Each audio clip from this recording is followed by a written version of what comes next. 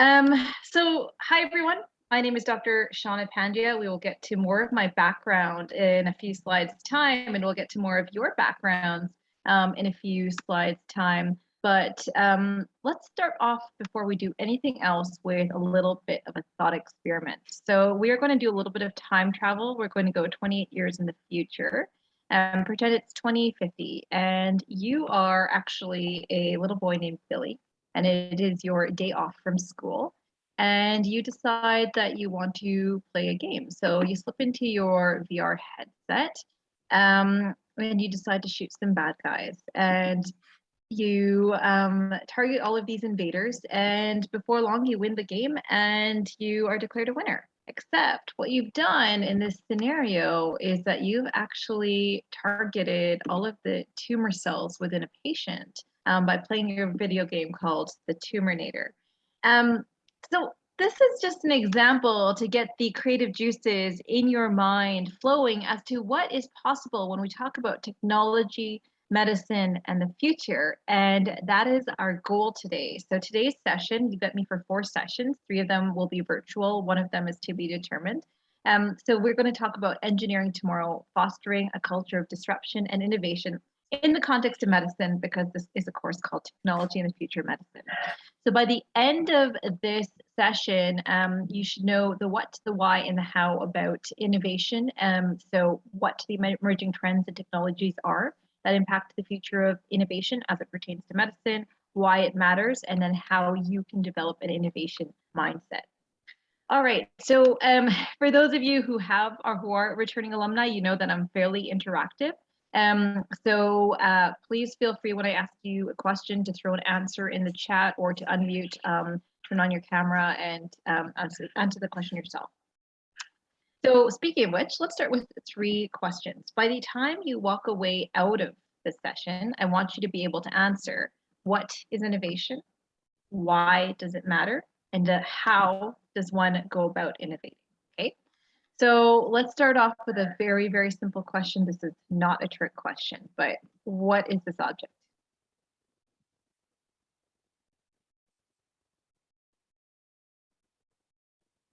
It's not a trick question, and I see that I actually have left the text up on the slide, so the answer's right there. But if you want to go ahead and humor me, yeah, you can unmute.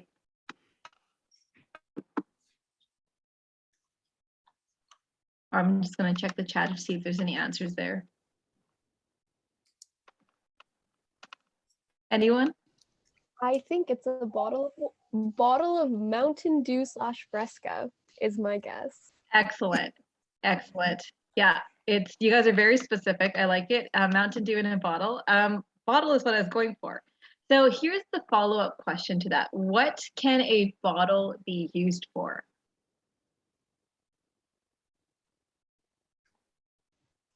Containing liquids. Perfect. See, some answers are coming through the chat. Holding liquids, pouring beverages. All right. That's the typical use of a bottle. What else can a bottle be used for? When I was young. Yeah, when you were young. I lost you there.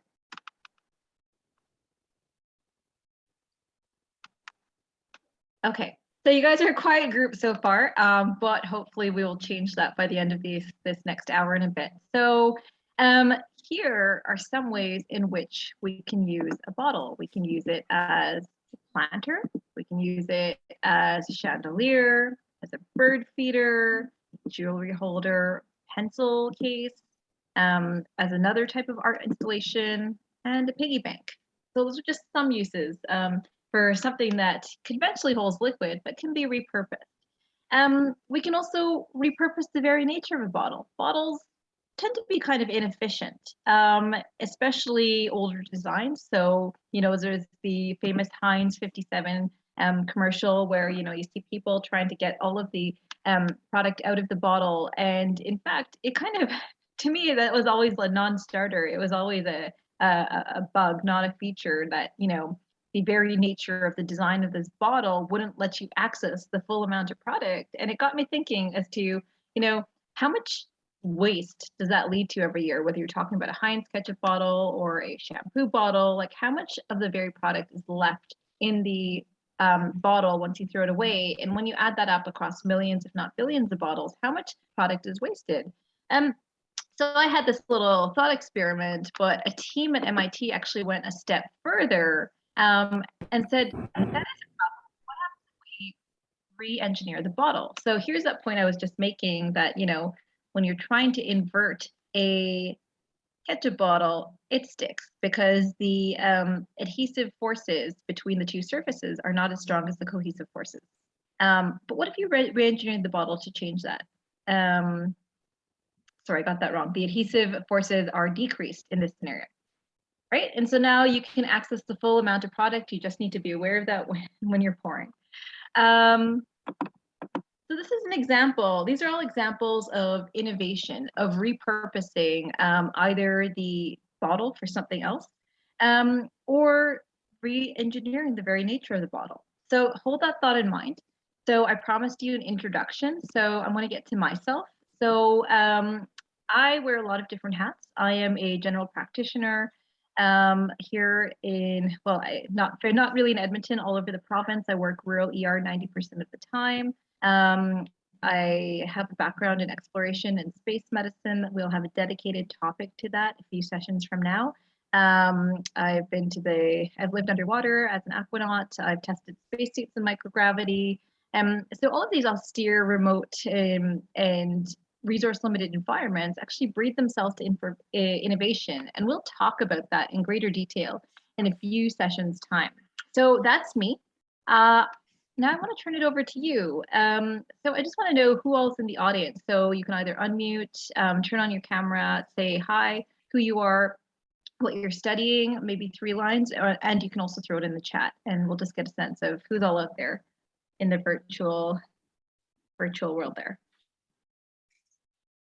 So maybe I'll just start calling on names unless people want to go first. Anita, you're first on my list.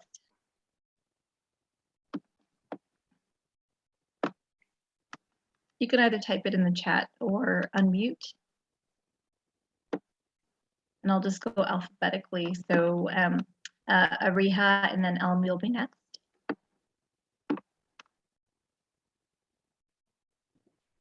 Wonderful, I can go. So yeah, I'm Maria. I'm a second year bio major and English minor. Nice, welcome. Elm, you're next.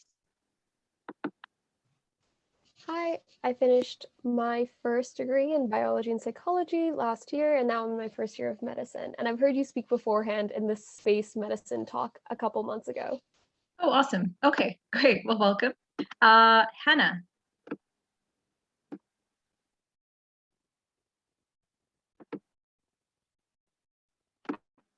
I'm just going to check the chat at the same time. All right.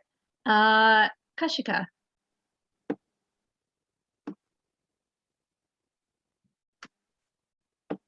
All right. And if I've missed you and you do want to introduce yourself, feel free to just type it up in the chat. Hannah, oh, okay, fair enough. Hannah is first year education. Awesome. Okay, great. Misbah. Hi, I'm Misbah. So I have a previous degree in science and a specialization, and now I'm in my after degree for education. So finishing that up, yeah, this term. Great, awesome. I'm glad to see education represented here. I don't think we've had too many ed students in the past. As an aside, if I'm mispronouncing your name, please correct me. Next on the list, I have Nimna. Hi, I'm Nimna. I'm a first year medical student. Awesome. And for the med students in the crowd, if you have an interest in a particular area of medicine, just throw it in the chat. We can talk about that more. Noor, you're next on my list. Can you see me? Oh, maybe. My Zoom is being difficult. Oh, it's okay. Hi, I'm Noor. I'm in my 4th year, last semester, biology major and chemistry minor. Welcome. Philip. Hi, I'm Philip. I'm in my first year of medicine. My current interest is in surgery. Nice. Okay, Pre.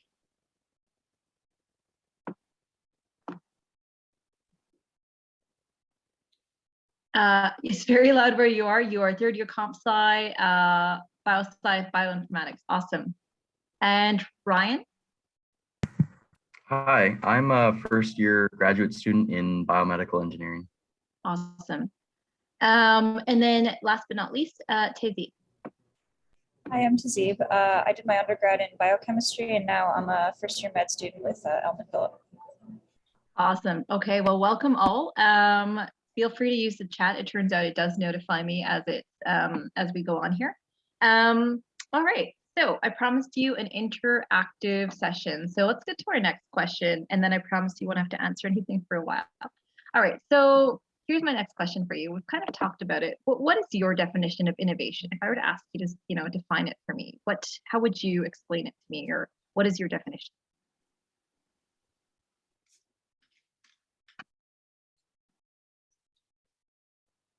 There are no wrong answers here, by the way. You won't be penalized for being, for any answer you give here.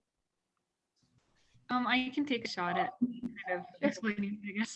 But basically, I think it would be recreating or repurposing something to make it more efficient or better for like people to use, or even for like animals or other things, like basically making an improvement on a system that's already working.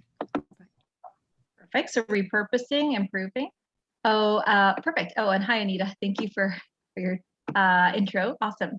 Any other definitions of innovation? It can be a service to make better use of things. Okay, yeah, excellent. That's what Uber is. That's an innovation, and it's a service. Perfect. Any other thoughts out there? All right. Well, I think that's a good start. And basically, innovation, as you say, is a way of doing things differently. I was going to say making things better, but doing things differently doesn't always mean better. But here's some examples in the world of technology. So I might be dating myself a little bit here, but there are those of us who grew up in the era of Windows 95. And then for those of you who might be too young to remember that, we're living in the era of Windows 10 and 11 and beyond. And now, software and hardware and portable computers are ubiquitous. They're in the form of smartphones and tablets. And elsewhere in the world of innovation, when I first started teaching this course, I would use the example of the Aeromobile and Terrafugia flying cars. The cars that could also operate in air. And, this has been an example that has been mostly a prototype for the longest time. And then as of yesterday, the first flying car has actually been air rated and received its airworthiness certification in Slovakia. So here's what that looks like. The future has arrived. Or at least its prototype has. The aircar took its first intercity journey in Slovakia, from the city of Nitra to the capital Bratislava. A 35-minute flight in a car that, at the click of a button, can transform into an aircraft in just 2 minutes and 15 seconds. In the air, it can reach 190 kilometers an hour and carry 2 people with a combined weight of 200 kilos. It's great that the legislation allowed something like this to go from a virtual location to the real one. So the full video is there in the slides, and they talk about other prototypes being worked on all across the world. And, let your imagination go wild with this. This is we're not quite yet into the applications for medicine, but all of us live here in Edmonton, Alberta. We have experienced icy roads. How great would it be to just fly over them and not worry about icy roads? Elsewhere in emerging technologies and examples of innovation that we've seen over our lifetime are drones, which can be repurposed. Drones for food delivery, drones for fun, drones for photography. Amazon is doing drones for delivery. What about smart furniture? Here's an example from the Stanford School of Design saying, well, what if you gave your furniture some semblance of sentience? Think kind of like the Hitchhiker's Guide from the Galaxy, and it's not quite robots with genuine people personalities. But what happens when you make a piece of your ottoman smarter. And we're already seeing that. There's sofas out there that can charge your phone, that can have heated seats. So, and it's just building on a very simple design. We're also seeing advances in additive manufacturing. You may know this as 3D printing. So 3D printing for art, what you're seeing here is someone literally took the sneeze particulate from someone's sneeze. They 3D modeled it, and then they turned it into a 3D printed face. 3D printed chocolate, so you can have your face and eat it too.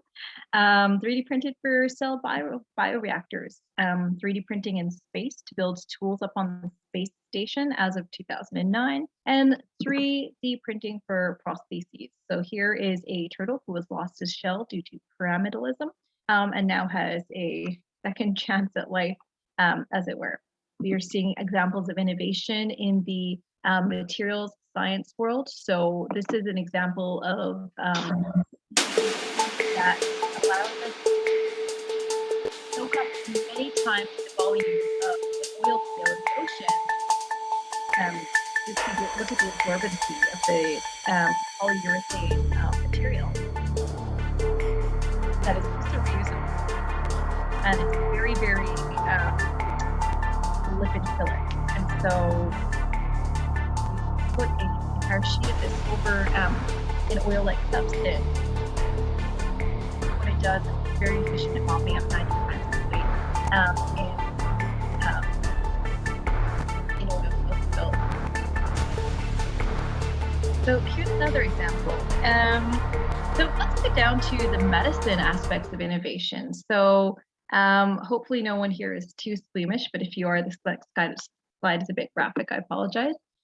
So doing things differently, this isn't a new technology, it's just a procedure done differently. So what happened in this scenario was there was a factory worker in China who lost his hand in an industrial accident.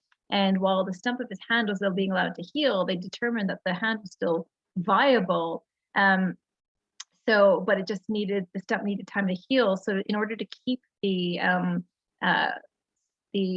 hand alive with a continuous blood supply, they just grafted it onto the foot, to the leg, while before they could retransplant it back. For those of you who've been paying attention to headlines this month, you'll have seen this, the first pig to human transplant. This is a snapshot from Nature talking about the latest innovation. That patient is still alive. Think of the implications of this, and the link is up there in case you want to access it later. Right now, the getting an organ in time is, the worst kind of suspense to live in as an organ transplant patient. You have to worry about being able to be cross-matched, finding an organ donor match, and your time may run out before you actually find a suitable donor. If we're able to source organs from non-human donors, that suddenly becomes a game changer, because now we don't have to worry about the scarcity of organs. Stepping outside of the world of medicine and just back to innovations and game-changing breakthroughs that have happened in the past year alone, looking at the world of commercial space. So up until last year, I would say, access to space was really the domain of being a governmental space agency astronaut. And as we'll talk about in the space medicine lecture, that's a bit of a genetic lottery. There have been wealthy space tourists who have gone in the past. And the idea with the advent of commercial suborbital flights, like with companies like Blue Origin and Virgin Galactic, is that we can reduce the cost of access to space and make space accessible to all. And so Blue Origin completed several successful flights last year, including with William Shatner. Virgin Galactic had its last flight last July. Even SpaceX is in the game, and they launched the first all-civilian crew to the International Space Station in September of last year. So times are changing, and they're changing dramatically across all technology spheres. Those of you who are pay attention to social media know that Facebook has rebranded itself to Meta, and the whole idea is that we're creating the second life in the metaverse and the VR virtual reality world, looking for opportunities for interaction, for business, for engagement there. And of course, in this day and age, we also are dealing with new kinds of currencies, with cryptocurrencies, Bitcoin, Ethereum, Dogecoin being driven by blockchain technologies, as well as new products as a result of that, such as non-fungible tokens or NFTs. So this is all to give you an idea of the world we live in today. It is an amazing time to be alive. We have more access to technologies and platforms and solutions than we have ever had before. Let's talk now specifically about medicine and problem spaces and opportunities. So before we get into that, let's give ourselves some frameworks to understand how we operate within medicine. So what is the World Health definition of health?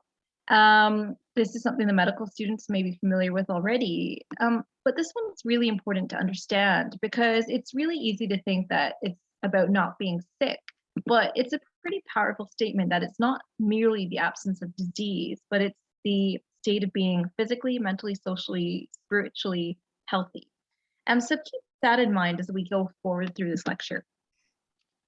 All right, so then let's talk about principles of patient care. This is based from our colleagues at the National Institute of Health in the US.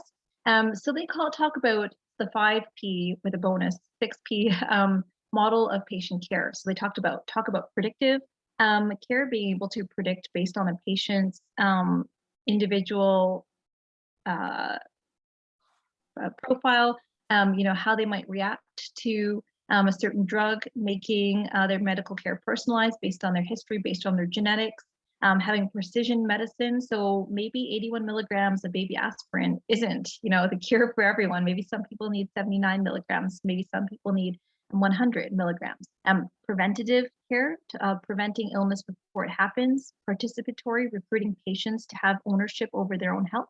And then point of care testing. So for example, being able to get blood test results anywhere, anytime, without having to wait for going all the way to a lab, or if you're rural, sometimes you have to wait days for results.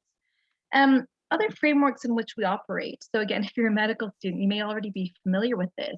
So what does it take to be a clinician in Canada? It's not simply being a doctor, it's not simply being able to diagnose, but you also have to be a professional, a communicator. You have to collaborate with the various disciplines from nurses to rehabilitation medicine.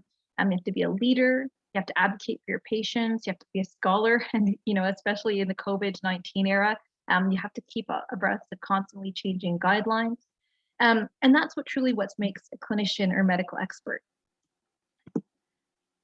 Elsewhere across the sphere, here is a snapshot of the World Economic Forum framework of emerging healthcare and technologies. For them, they're focusing on technologies that can enable better care. So smart care with digital health, empowered care, so through patient participation, things like smartwatches, portable care, so care anywhere, by enabling virtual care, and then intelligent healthcare.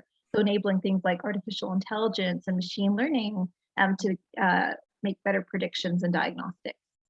All right, so we're almost at the end of the frameworks part of this talk. So the other two frameworks I want to talk to you about are coming a little bit closer to home, principles of the Canada Healthcare Act. Some of these we've alluded to already. So healthcare is Canada's public, it's accessible, it's universal, it's affordable. So, if you're a patient in Nova Scotia and you come to Alberta, you still will get care, and it's comprehensive. And finally, let's talk about the framework of medical ethics. So the first principle, you must have heard this already, is do no harm. So non-maleficence, then beneficence, acting the best interest of the patient, respecting their autonomy, and doing what's fairest for the patient, justice.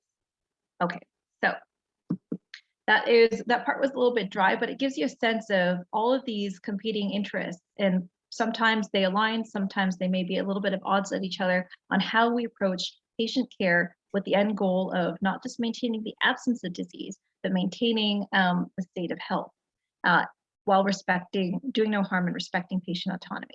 Okay, so what are some problem spaces in medicine off the top of your head?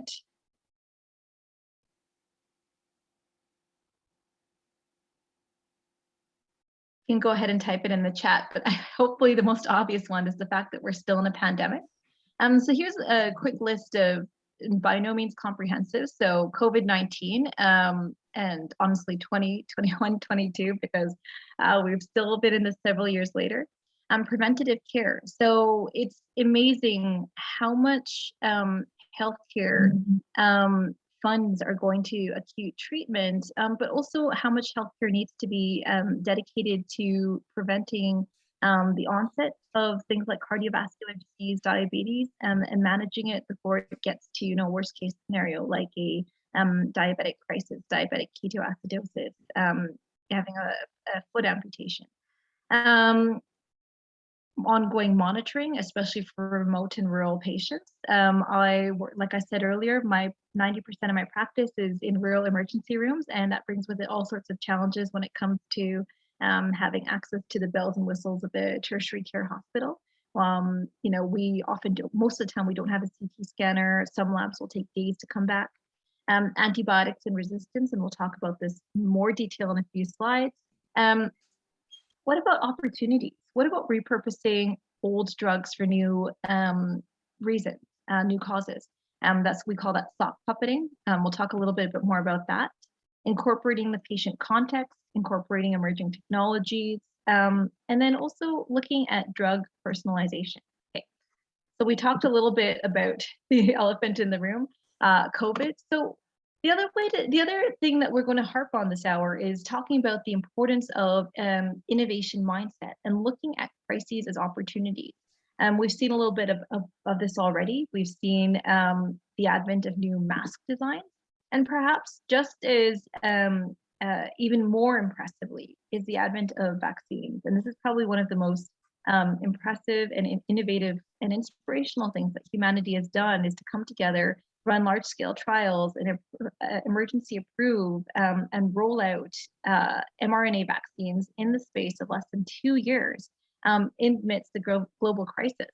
And then maybe there's the other side of that coin, which is, well, how do we attack the biggest challenge of them all, which plagues us in every aspect of medicine, whether it's trying to get a blood pressure patient to want to take their medications to people to want to adopt vaccines, and that is, how do you get over the psychological aspect of patient care?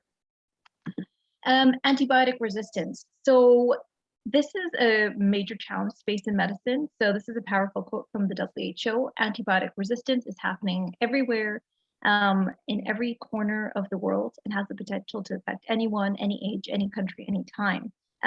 Bacterial resistance has increased exponentially to drugs developed in the 1950s. Part of the problem is up to 50% of antibiotics are inappropriately prescribed. And it means that we're having to use increasingly big gun antibiotics, increasingly expensive antibiotics, and they're not even always working. And so this kind of put scientists to work. And, after decades of having no new breakthroughs in antibiotic development, they developed a brand new type of drug called teixobactin.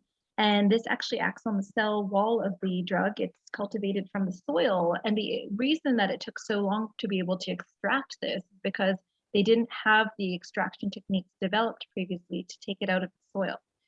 I promised we'd come back to drug repositioning. So this is the concept of using old drugs for novel applications. So they likened it to kind of speed dating or a match for drugs. And so, for example, they talked about repurposing. So this is again out of Stanford University, and it's a collaboration between medicine and computer science. And what they're doing is they're looking at the 3D configurations of drugs and looking at 3D configurations of receptors and saying, hey, this is surprisingly similar. What if this drug were applied for this condition? So for example, Zantac, if used for heartburn, may be a good fit for some forms of lung cancer. Topamax used in migraines and seizures may be useful for inflammatory bowel disease. So this is what we mean when we talk about drug repositioning and sock puppeting. Okay, personalization. We talked about the 5 or 6 Ps of the Principles of Patient Care from the NIH. So what do we mean? So has anyone here ever been in a cast? Have they ever broken your bones? If so, you know how horribly uncomfortable it is to be in a cast because there's pressure points, they're wet, they're uncomfortable. If you get it wet, it becomes really, really itchy and smelly. and it's just not necessarily a good fit to wear for 6 weeks or longer at a time. And so what if you could innovate on the design of a cast? And so here's a concept for 3D printed casts. They're fitted to the mold of your hand. They have holes to breathe so you don't develop that smell, so you can dry quickly. They can be taken off, they're dishwasher safe, so you can wash them easily. And then those plugins you see are for ultrasonic waves, because in some studies they found with the delivery of high frequency ultrasonic waves, that actually helps increase healing time by decrease healing time by 30%. Where else can we use personalization? So what about in genomics? So here's a study out of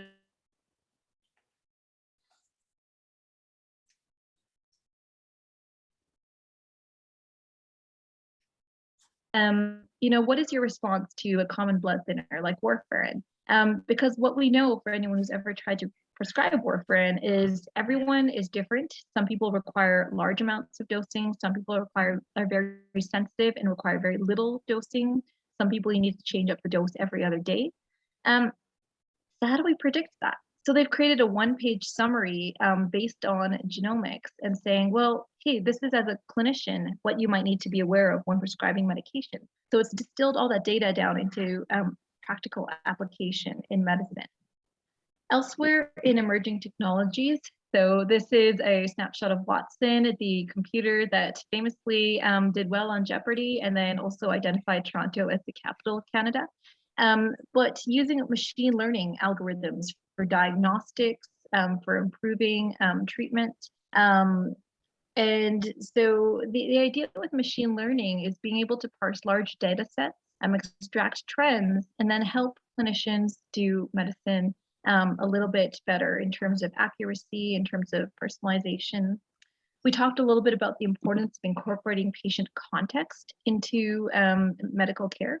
And so what do we mean by that? It's easy to think that medicine can be very clinical, very dry. You look at the patient's numbers, you look at, and then you write a prescription. But it's not like that at all. And we know how much socioeconomic drivers, lifestyle conditions, lifestyle modifications can impact patient care. So here's an example of that, a study out of Duke University that predicted that divorce is a significant risk factor for heart attack, and that the more divorces you have, the higher your risk for acute MI, especially in women, and that they're not reduced with remarriage. So marriage can be stressful, particularly for women. And then here's a particularly important point to make. When we talk about innovation, it doesn't necessarily need to be a high-tech solution. It's just simply thinking differently. And so here's one of my favorite studies. It's a few years old now, but I include it every year because it just makes me laugh. And so what they did is they trained pigeons to be pathologists. So maybe, Kim, you may want to hire a pigeon in your lab.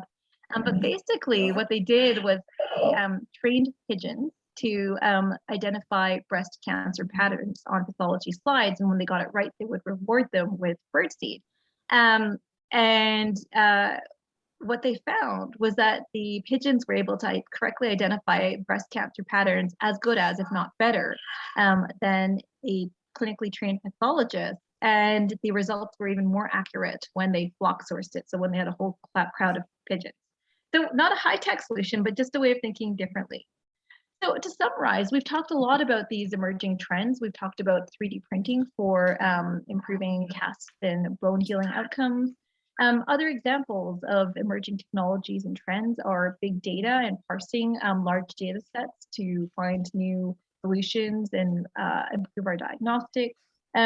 Using geolocation, for example, one of the examples that was cited when I was in medical school was researchers looked at the Google search history for people in Australia in and when they were Googling leg cramps. And basically they found that there was a seasonal component to this. And so that's a new clue saying, okay, what is it about the changing the seasons that causes more leg cramps, that causes people to want to Google this more, and how do we address that? Smartphone apps as well can be are a novel application in medicine. There's everything from apps like MyFitnessPal to help patients reach their weight loss goals, to help maintain their nutrition. Looking at principles, so we talked about the 6P principle earlier, looking at principles like faster, cheaper, smaller, better for technology innovation. As part of that, looking at nanomedicine. So for example, engineering smaller devices to be more minimally invasive. So video colonography is an example of that, get imaging the colon by swallowing a capsule.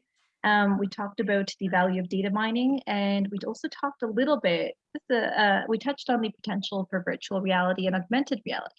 And so just to build off the idea of immersive technologies, let's come back to the problem space that we briefly identified at the start of this section. We talked about the challenge of living during COVID times. And by virtue of being in this class, you know that this isn't how we all started out expecting to go through our university schooling. We expect to be in a classroom, be physically present, being able to interact with each other, engage with one another, pick up on subtle body language and tone inflection cues.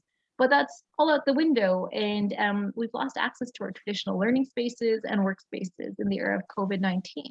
So then how does technology help us overcome that? So this is just a teaser of slides to come and lectures to come, but one of the hats that I wear is as the Vice President of Immersive Medicine with Luxonic Technologies, and we specialize in VR, AR, and 360 video for medical training and education. And here's a snapshot of me testing this, one of our products, which is a virtual reality radiology reading room underwater when I was on my Aquanaut mission with the head of radiology in Saskatoon. 4,600 kilometers away. So we're actually going to get a chance to really dive into VR in about 4 lectures time, and you'll get to experience it for yourselves. But this is just kind of to say this stuff is happening. These technologies are being applied in the here and now today. So in the last stretch of this lecture, let's talk about getting there. So we've talked about innovation, what are examples of it, how it doesn't have to be high tech. We've talked about frameworks for approaching problem spaces. We talked about problem spaces in medicine. We've talked about the why of the big problems we currently face in 2022. So what principles do we use to make ourselves innovators? How do we get from here to there? So there's multiple ways to think about innovation. And in this lecture, we're going to frame it through 4 principles, talking about people, mindset, environment, and experience. So this is a little bit of a bonus slide. This is one of my TEDx talks from 2010 and talking about how everything I knew about innovation is wrong. It's a 18 to 20 minute talk, so it's there for you to peruse at your own leisure if you want to. But let's talk about people. So I often like to say that you don't have to be a brain surgeon and a rocket scientist. You don't have to be a rocket surgeon to be able to solve all your problems. And the reason is because you're in a cross-disciplinary class. At the beginning of this class, we already identified we have future physicians, we have bioinformatics and bioengineering experts, we have future educators. So the solution, and a lot of time innovation arises not from your own sphere or your own silo of study, but from the cross bridges of collaboration because of the different perspectives you bring to a single problem, and from looking at problem solving in different ways and then building on the other ideas. So like I said, you don't have to be a brain surgeon and a rocket scientist. And the other way of doing that is building our ability of building those cross-disciplinary bridges is learning to work in teams and viewing leadership not as, someone who barks orders or being at the head of a team, but being a leader and viewing that leadership model as the mortar between the bricks. Why? Because when you look at a brick wall, it's easy to think that the strength of those bricks comes from the bricks themselves, but take away that mortar and there's actually no strength to that brick wall. And so that's what leadership is. It's building those bridges between teammates, making those connections, filling in gaps where there need to be, and looking for those gaps to build that strength and to achieve those common objectives as a team.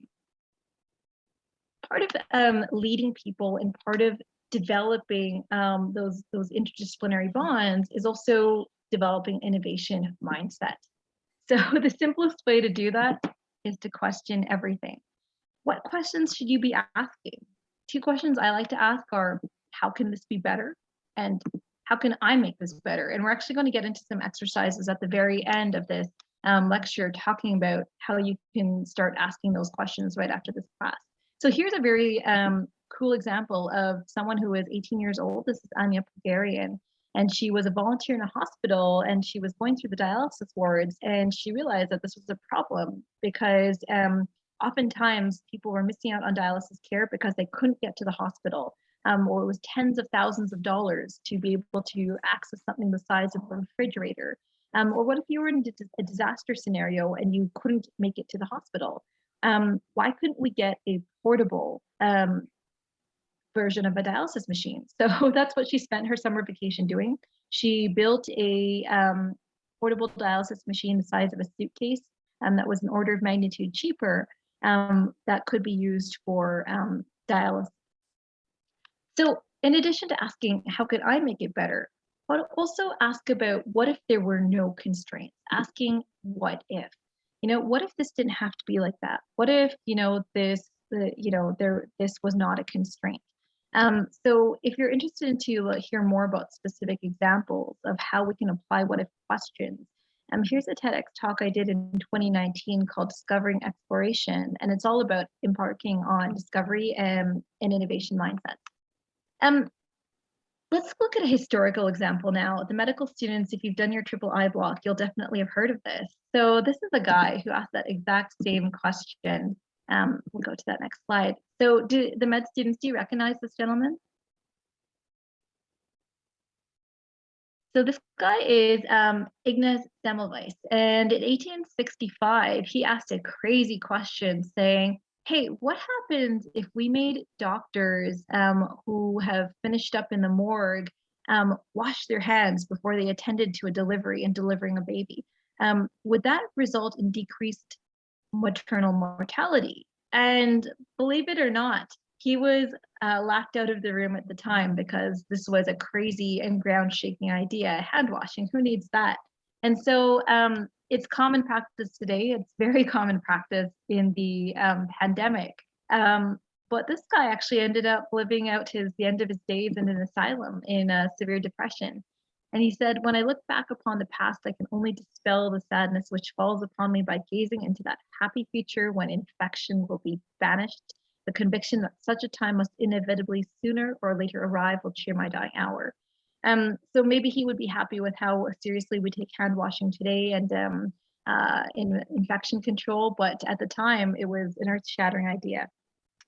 So in addition to being able to ask specific questions and develop that, how can I improve it mindset, what other different mindsets can we adopt? Well, what about exponential thinking? Why is this a disruptive force? So we've engaged in a few thought experiments so far. So here's another one. So imagine you're running on a treadmill.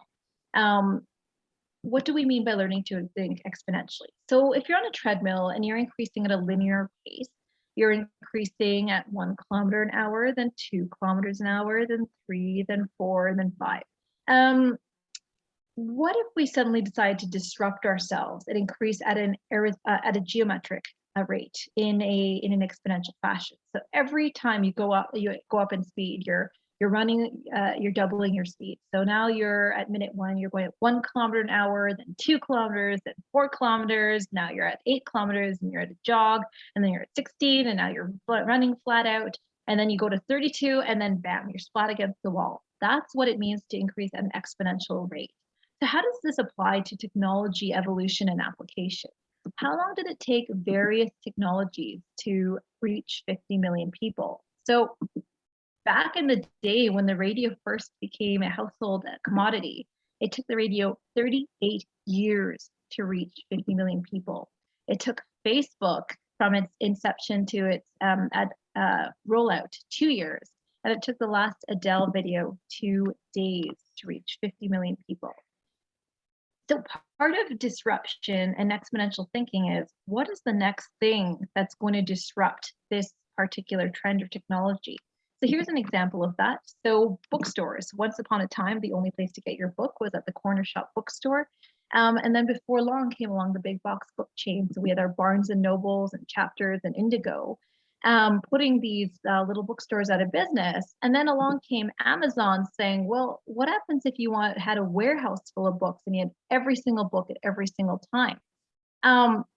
And instead of being put out of business by the next disruption, Amazon said, well, that's a lot of physical storage space. What happens if you could have all of your books in a single device?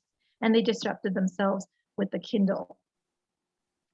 So here's another example of disruptive thinking. So who here is old enough to remember what a Blockbuster video store is? Dating myself a little bit.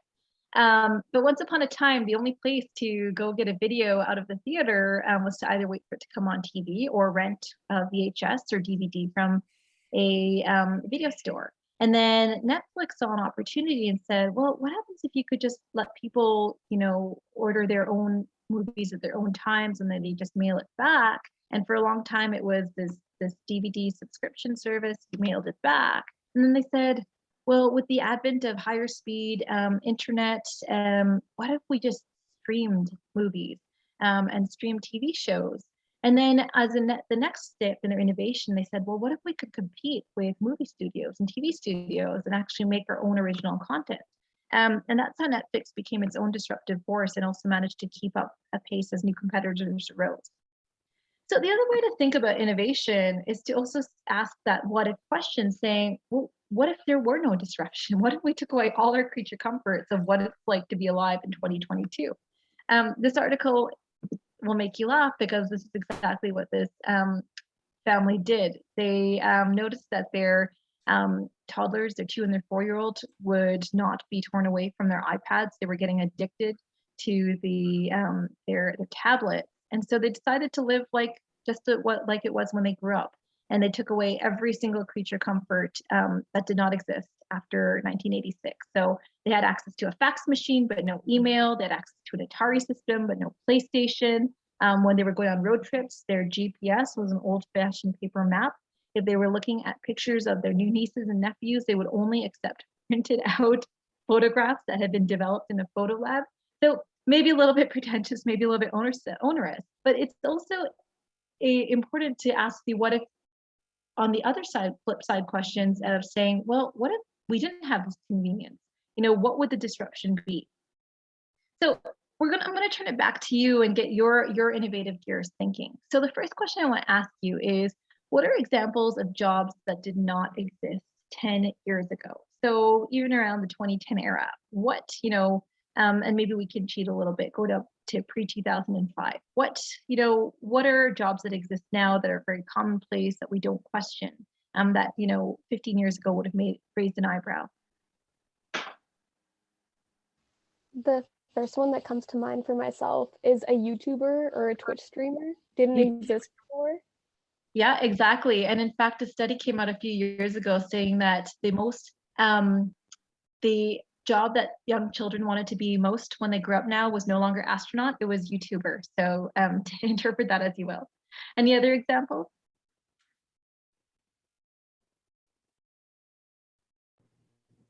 I guess like social media managers are really popular now. I've got tons of friends who are doing that. Yeah, exactly. Yeah, and when Facebook first came out, and people were debating the longevity of social media, and then people were saying, "Oh, social media managers aren't a thing." And I promise you now, they're very high demand jobs that look at engagement, optimizing engagement, looking at optimizing algorithms, and turning that into cash flow. So app developers, before smartphones, there were no smartphone app developers. Big data miners, big data analysts, millennial generational experts, social media managers, cloud computing service providers, digital marketing managers, SEO, search engine optimization specialists, user experience experts, sustainability managers, and my favorite, Zumba instructors. So there was a Zumba craze in the 2000s. And when you look at 2008, there were only 16 Zumba instructors. By 2013, there were 6,000 plus Zumba instructors. I'm curious to see what that's declined to now, because I don't think there's that many. Okay, so second question. What are jobs that exist today that won't exist in 10 years' time?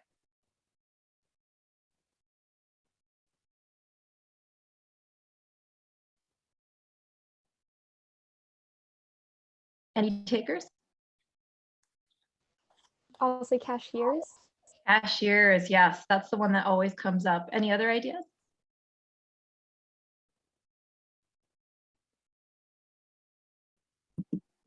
So we're already seeing this happen. So cashiers, we're seeing self-checkout, we're seeing automated telemarketers being replaced with automated robocalls. Freight and stock is being replaced by Kiva robots. We no longer have newspaper delivery because all our news is online and digital. Travel agents have to compete with travel sites like Travelocity, Expedia, Kayak. We talked about drone delivery for mail. Maybe the postal worker will be supplanted by that. Taxi drivers have to compete with Uber and Lyft drivers. Transcriptionists have to compete with voice recognition.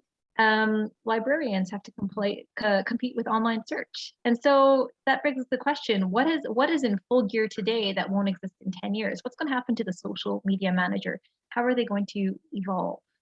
Okay, final question from this section. What are jobs that will exist in 10 years that don't exist today, based on some of the technologies we talked about?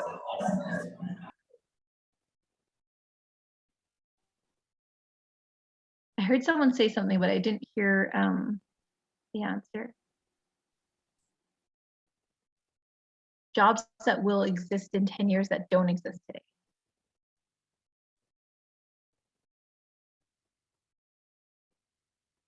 All right, so here's my list. So waste data managers, because for everything that we digitize, there's going to be a lot of waste that comes with that. The best way I've heard this phrased was Vint Cerf, one of the fathers of the internet. He asked, how are we going to deal with bit rot in the year 3000 when we have to deal with PowerPoint 3K? How are you going to make sure that you're able to open up a PowerPoint presentation from 1998?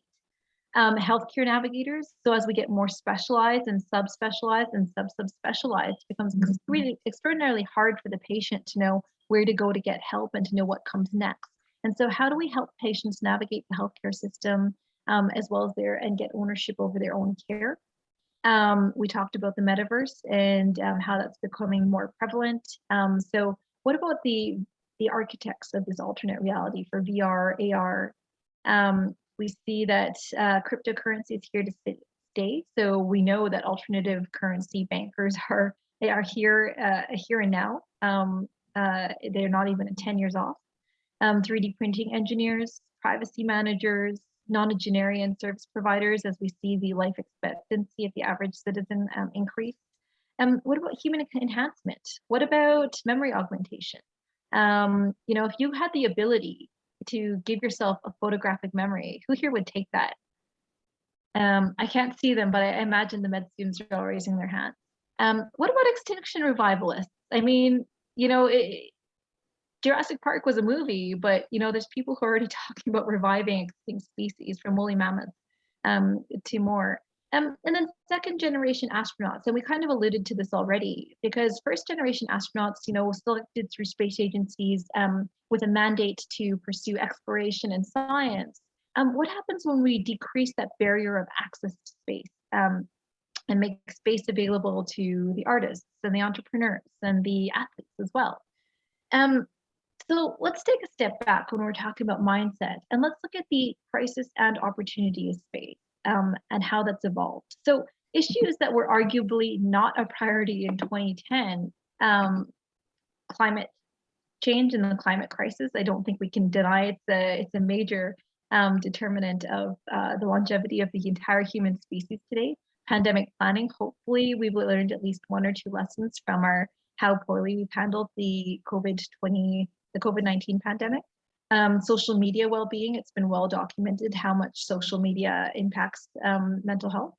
Cryptocurrency management, no one knew if crypto was here to stay in 2010. And then what we've seen over the course of 2020 and beyond is how much we can no longer deny the impacts of systemic racism, LGBTQ rights. And so this is how much we've evolved in the last 10 to 12 years alone.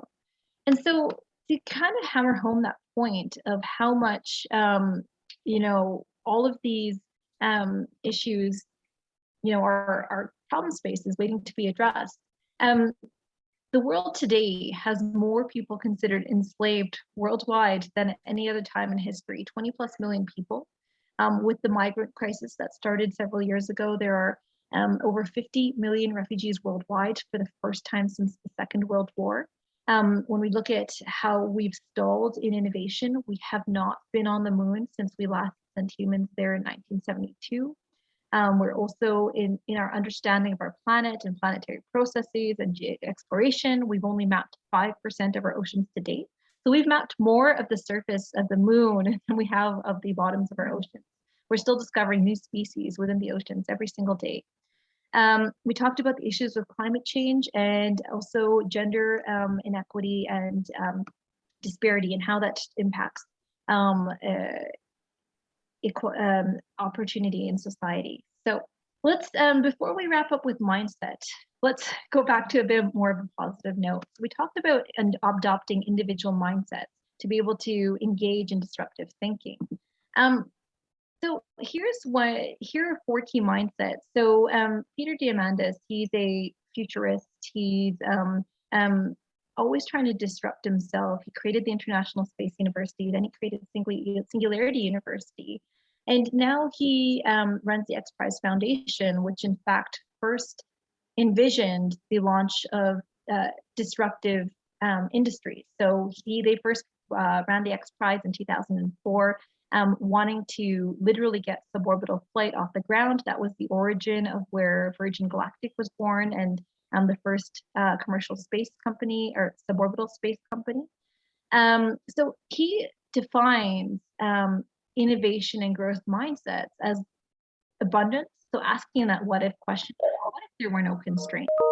Longevity, what if, we didn't have to accept things that we accept as givens now, like human mortality, exponential thinking that we've talked about, and then moonshot, coming back to that what if thinking. What if, what if we could shoot for the moon? What if we didn't have to worry about disease? What if we could, innovate and create, for example, the X Prize tricorder competition and create a Star Trek tricorder that could detect disease through non-invasive means. So as we get down to the last 20 minutes here, let's continue engineering environments that can help foster innovation and engineer tomorrow. So how do we facilitate the innovation process for others, and how do we engineer our environments to do that? So part of it is engineering physical workspaces to facilitate those interactions. We talked about the value of having that cross-disciplinary interaction between different disciplines. And so here's a snapshot of Pixar, and what they've done is they've put key physical spaces that you may want access to regardless of what department you work in, such as the mail rooms, such as the bathrooms, at the very center of the building. And so that way different departments like the animators and the computer scientists or computer engineers would have to be forced to interact and build on each other's ideas in that way. Here's a snapshot of Google. So they engineered the open floor plan. So again, you're forced to have those conversations and build on each other's ideas. Interestingly enough, though, that's kind of a two-sided sword, a double-edged sword. So they've also now, since they've engineered the open floor plan, there's also been data saying, well, maybe it engineers collaboration and conversation and creative ideas, but also maybe there's a commensurate drop in productivity as well. So there's always also the world of unintended consequences to think about.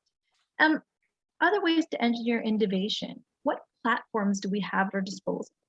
So 2022 is one of the most interesting times to be alive because we have more access and ability to empower ourselves and to broadcast ourselves than we did at any other time in history.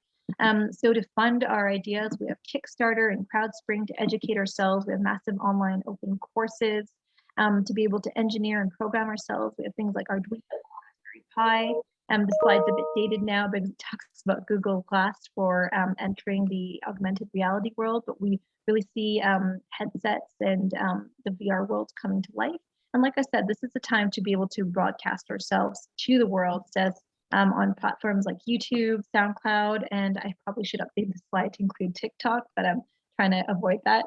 And finally, let's talk about how we derive the experience towards innovation. So here's a study out of the Harvard Business Review, and it looks at people who are considered innovators and leaders in the business world and looked at what key traits that they had compared to non-innovators. And so they looked at Michael Dell, Scott Cook, and others, and basically they found that they associated unlike ideas. So that's kind of where that cross-disciplinary collaboration comes in, bringing unlike ways of thinking together, questioning, asking, how can I make this better? What if this wasn't like that? Starting by observing as well as experimenting, and then again, networking, building those bridges. So it all comes down to being able to foster that mindset. And don't think that you have to have this, billions of dollars behind you to be an innovator. So here's a snapshot of Barbara Knickerbocker Best-Kind, and she is a 91-year-old designer at IDEO, one of Silicon Valley's premier design firms. And basically, they engaged her to help design because she was the target demographic of who they wanted to design for. They said, we want to work on designing pill bottles that are more easily can be more easily opened by folks with arthritis who may not have mobility, but still have safety features so they can't be opened by children. So because she lived in that environment, she was able to offer her experience to design solutions. So at the end of the day, it comes down to questioning, asking why this has to be like this, saying what if this was different, proposing solutions, and then experimenting with those solutions. So fostering innovation, we talked about developing the people mindset, environment, experience facets. So we've talked about a lot this hour. So let's come back to that initial thought experiment we took part in. We talked about engineering a future that was so different that you could wake up, play a video game as a kid, and knock out someone's brain tumor all before breakfast on your day off from school. And so here's what I want to leave you with today. It is these 5 principles. When we talk about innovation, if you are inspired to be or act or think differently, or to bring a new innovation to make your discipline better or to solve problems, remember that this is probably the most amazing time to be alive with the amount of potential that you have and technology you have at your fingertips. This is an age of ongoing discovery and asking what if it didn't have to be like that. Along with that, with these platforms to educate ourselves, to broadcast ourselves, this is the best time to create. The good news is that our problems are not going anywhere anytime soon. I think I just heard of a new variant secondary to Omicron. So the problems keep coming, but those are also an opportunity to view these as problems to solve. So all of these problems are still opportunities. And just remember, there's potential in everything and everyone. And so to hammer that point home, here is a video of a little innovation called Makey Makey, where it really truly believes that there is potential in everything. And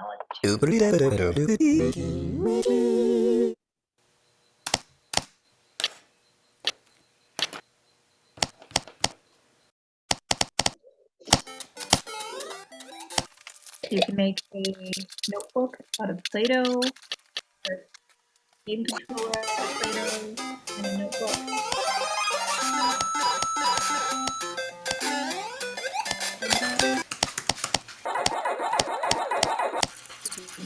Draw your own joystick.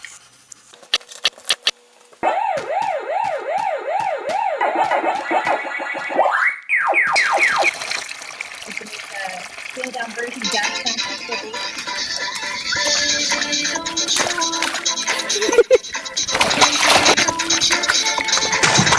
Dance banana keyboard.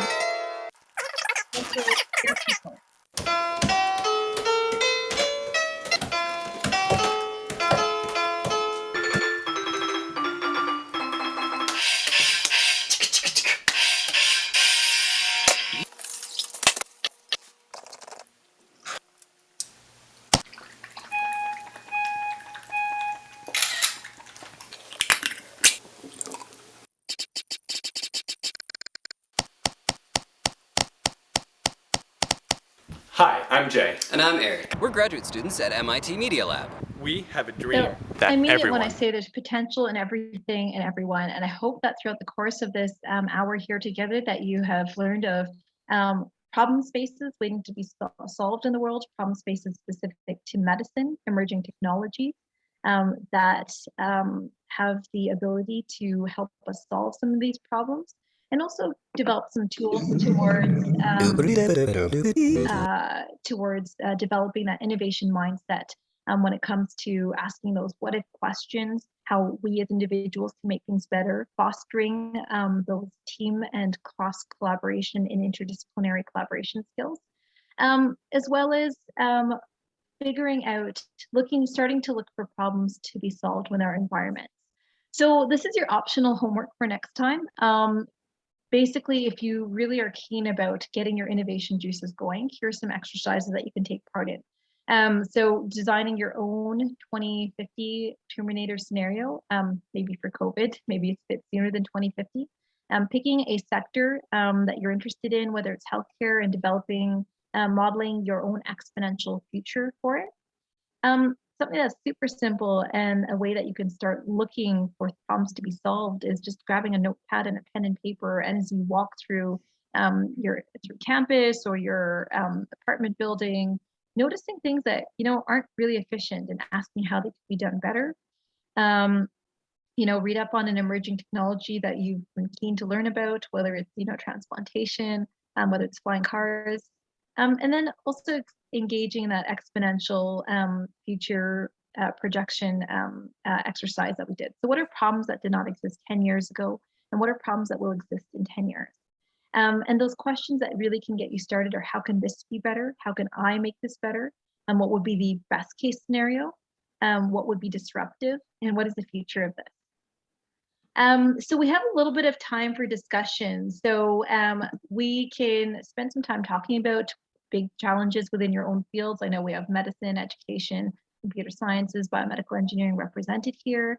Emerging forms of currency, grandest challenges that we face as a species, exploration and boundary pushing feats that we have to get to achieve as a species, emerging technologies that we may leverage, and trends in medicine that will help and hinder progress towards achieving the WHO definition of health.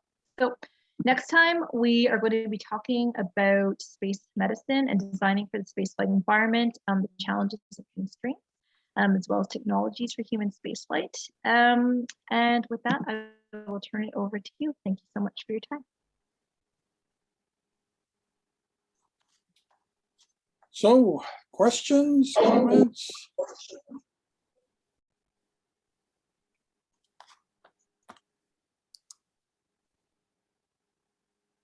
Yeah, maybe you could unshare so we can see everybody in big black boxes. There we go. Now we got those big black boxes. So, any comments? Well, so you guys have my email address. Sorry, go ahead.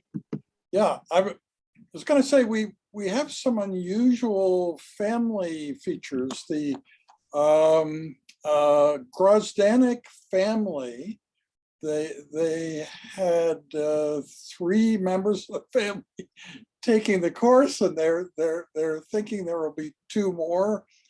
And yeah, then we had the Mahals. They were stuck in Pakistan taking the course. From there. They've actually made it back here. But yeah, so we have lots of unusual family elements this time. Yeah, that's great. So, well, I guess the Mahal family wins the award for travel the most distance to be here. So that's awesome. That's great. And are you all, for the family members who are still here, are you all within the same discipline, or are you different disciplines?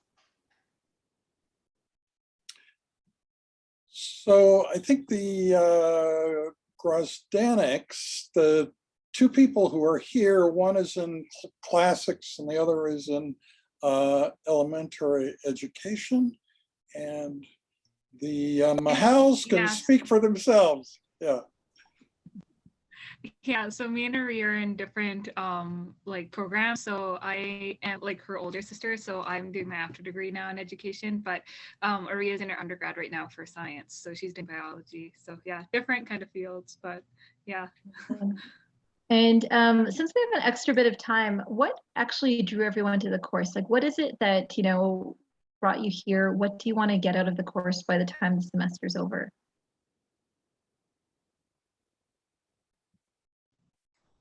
I actually found out about the course through Amir, so he's one of the other family members that are here. So he had kind of recommended the course to me because we're friends outside of this class. So he had like mentioned it, and he's like, yeah, like you have a like great professor, and also like this class is very like thought provoking, and you don't really need prior experience, which is why I was like interested because it's completely different than like my education courses. So I kind of just like the uniqueness of it. So yeah.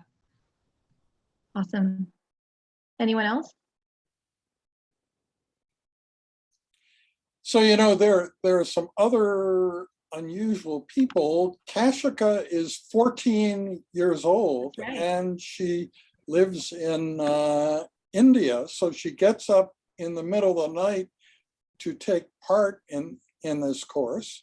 Yeah, I remember that from last semester, Yeah. and you guys had big shoes to fill because Kashika was one of the highest scorers on my midterm questions last time. So the race is on. No pressure or anything. And Yeah, I and- just dropped my email. Yeah, go ahead. Yeah, I was just going to say Pooja is from Nepal. She's actually here now, but she's been there recently. So yeah, we're planning a special version of the course for Nepalese audience this summer.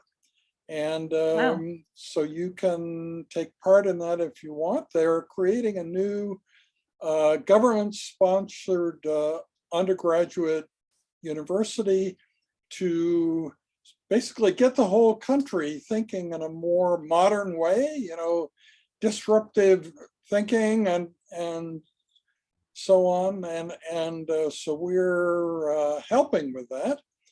And they're particularly interested in ideas that would inspire this Nepalese audience, like, you know, black holes and Big Bang, and looking at the sky and using that to inspire you to do great things here on Earth. Yeah, so that's another feature.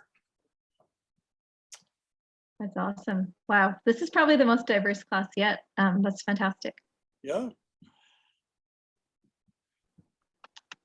All right, folks. Well, if you have any questions, my email is in the chat. You get me for 2 more virtual lectures, Thursday and Tuesday. And then, pandemic willing, in March, we will be in person and then on headsets in person together. So we'll be briefly together and then virtualizing ourselves. Yeah, so that's on March 15th, the Ides of March. So we're not quite sure it'll be face-to-face, but if it is, that will be the only face-to-face session in the course before the final presentations. I realized some of the students really wanted to do their final presentation face-to-face, so we would also allow that if the students wish. So that would be at the very end of the course. Yeah. So thank you. This has been a great teaching session as usual, Shawna, and I gave you a big build-up. So anyway, I don't think they were disappointed. So yeah, no, that's great, and we look forward to next week very much. Okay. All right, everyone. Happy Thursday. Bye. Bye-bye, guys.